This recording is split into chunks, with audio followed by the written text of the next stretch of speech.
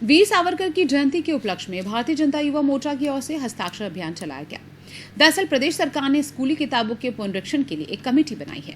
आरोप है कि सरकार ने 10वीं कक्षा की सामाजिक विज्ञान की किताब में सावरकर को पुर्तगाल का पुत्र बताया है।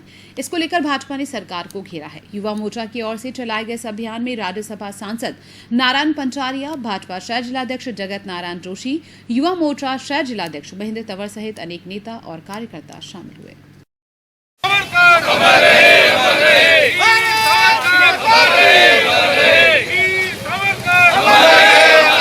हिंदुस्तान के वो क्रांतिकारी जिसमें प्रमुख रूप से हमारे वीर सावरकर जी भी, उनको अपमानित करने का जो कुकृत्य राजस्थान की सरकार ने किया है, बोर्ड के पाठ्यक्रम से उनके पाठ को हटाना, उनके नाम के आगे जो वीर शब्द था उसको हटाना, ये क्रांतिकारियों का अपमान भारतीय जनता पार्टी मानती है। उसको लेकर के संपूर्ण राजस्थान में आंदोलन शुरू किया गया है।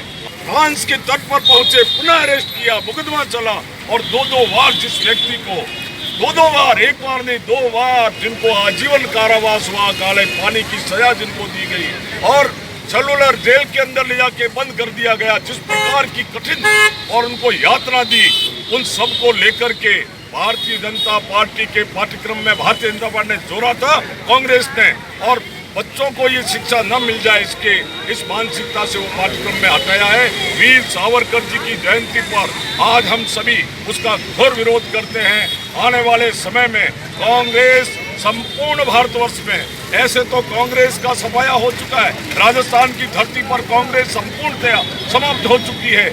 हम मांग करते हैं अशोक गहलोत जी, नैतिकता के आधार पर इस्तीफा दो।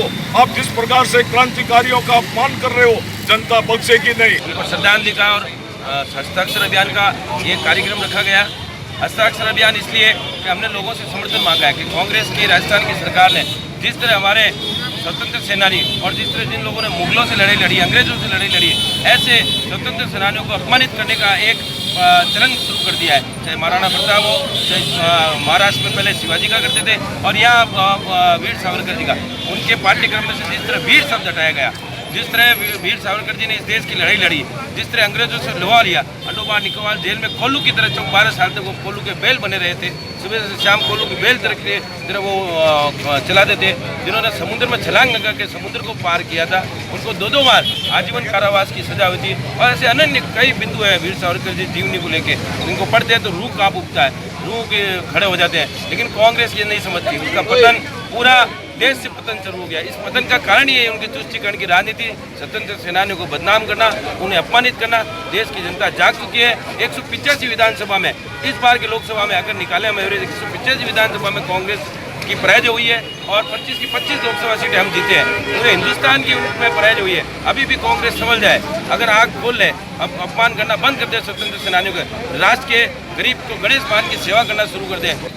एक राजनीतिक द्वेष से ओतप्रोत होकर हमारे वीर स्वतंत्रता सैनिक को अपमान शुरू कर दिया है और वीर सावरकर जी के नाम के आगे से वीर हटाकर उनको अंग्रेजों का चापलूस कहकर जो हमें हमारे बच्चों को जो पढ़ाई करवा रहे हैं, उसके लिए हम कांग्रेस पार्टी का विरोध करते हैं।